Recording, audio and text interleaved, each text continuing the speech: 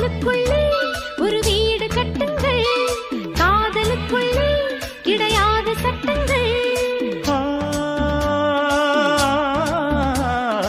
ஆயிரம் உண்டு என்னோடு மச்சங்கள், ஆயினும் என்ன நெஞ்சோடு அச்சங்கள். ஆனந்த சங்கமத்தில் அச்சம் வருமா?